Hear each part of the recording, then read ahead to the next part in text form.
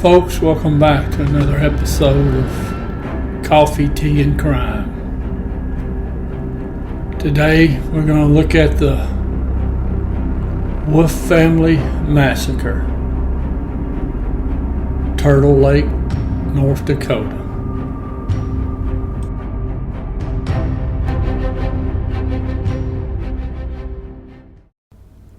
It's April 20th, 1920. The Wolf family had a farm there in McLean County, North Dakota. They were just a few miles north of the town of Turtle Lake. Now, on that April morning, a neighbor, his name was John Kraft, he's heading into town. Now, he's driving by the Wolf family's farm, and he glances over and he notices that the family's laundry is still hanging out on the clothesline. Now, he thought there was something odd about that because now he had noticed it the day before. Same clothing and everything, and it's still on the line, which, you know, you're not going to leave your clothes out there on the clothesline for a couple of days. So now he thought that was an odd thing.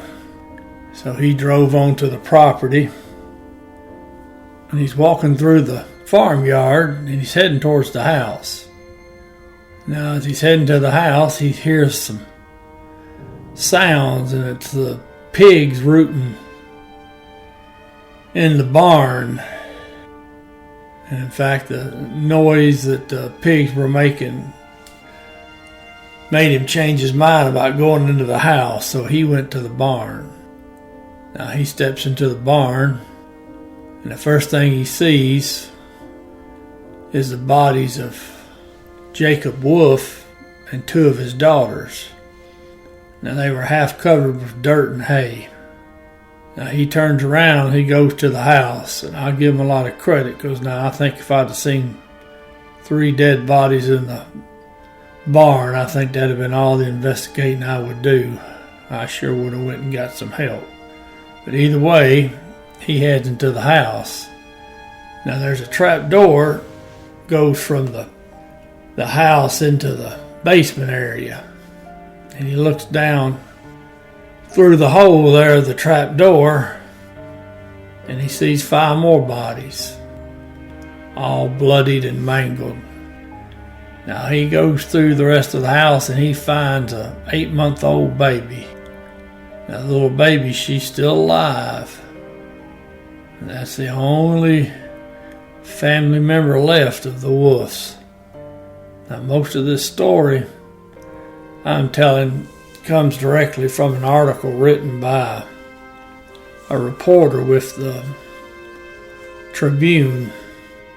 Now the word was that the Wolf family were good people and they didn't cause no trouble and they worked hard. Husband, wife, and 5 daughters. And the daughters were from 8 months all the way up to 13 years old. Now there was one additional body found there, and it was a 13-year-old little fella that he was a neighbor's child, and he used to help Mr. Wolf around the farm. Now the sheriff decides that night he's gonna sit up there in the Wolf farm and see if anybody comes snooping around, because now the sheriff's thinking that murderer may return to the scene. Well, now sure enough, somebody does show up. Happens to be one of the neighbors. Now the sheriff confronts the fella, and they're talking, and according to the sheriff, now this fella, this neighbor, he was not making a whole lot of sense. He was kind of babbling. From that moment on, they're keeping an eye on the neighbor. In fact, they even Now, there were several theories as to who had done the killing and how many people might have been involved in the killing. Now, a lot of people sure were thinking there was more than one person involved in all this. That sure is a lot of people you got to control. But they didn't have a whole lot of evidence. In fact, they really didn't have any evidence. Now, they had picked up a couple of fellas at separate times and had questioned them about what they was doing and where they were at when the murders occurred. Sheriff didn't think they had anything to do with it, so they cut them loose. Now, they did recover the shotgun that they thought might have been the one used. It was found in a slough near the Wolf farm. And just a little bit of the stock of the shotgun was sticking out. But that's all they had. Now, even though the local authorities were looking around trying to figure out who did this, they just kept thinking about the neighbor. Why he'd showed up over there at night, why he was acting so strange.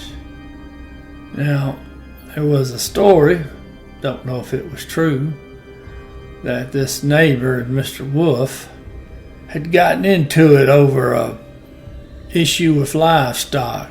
It seems that, according to this story, the suspect, one of his cows, got bitten by Mr. Wolf's dog, and that supposedly there had been some harsh words exchanged. There was also some gossip that said this suspicious neighbor had been talking bad about Mr. Wolf. Now, when they had the funeral, they buried all the family members. They had the funeral out there at the Wolf farm. Said there was a whole passel of people out there. It sounds like just about the whole town and everybody in the adjoining area. Now, the police had talked to some of the suspects' family members. One of the daughters had mentioned that her daddy had been gone from the house one morning, but she couldn't remember exactly which morning it was, so they couldn't say absolutely it was the day of the murders. Now, they had a lot of reward money. It got up to $10,000. Now, that's a lot of money back in 1920. Heck, that's not a bad amount of money for today. Now, they had policemen from jurisdictions all across the state of North Dakota trying to help the sheriff out. I don't know if they was helping or not, but sometimes you get that many and it's a hindrance more than anything else. But now, finally, on May 13th, just about a month after the murders, police go out to the suspect's farm and they take him into town with them, take him to the jail. Now, they didn't really talk to him a whole lot that first day. They let him sit in the jail. But now the next day they got to questioning him about the murders.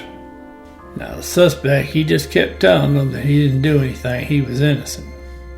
And the police kept on questioning him. Now, that Tribune reporter, he was even there at the jail during a lot of this questioning. He was ready to have the big scoop for his paper. They even did a little shock technique on him during questioning. They showed him crime scene pictures of the victims. See if that would shock him into confessing.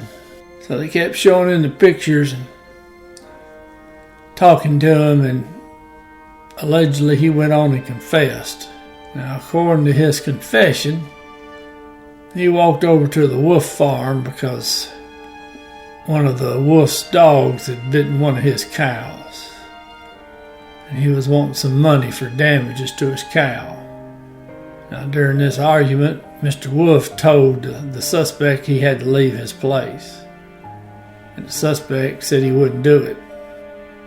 Now, he said Mr. Wolf stepped into the adjoining room, came back out with a double-barrel shotgun and put 2 rounds in it.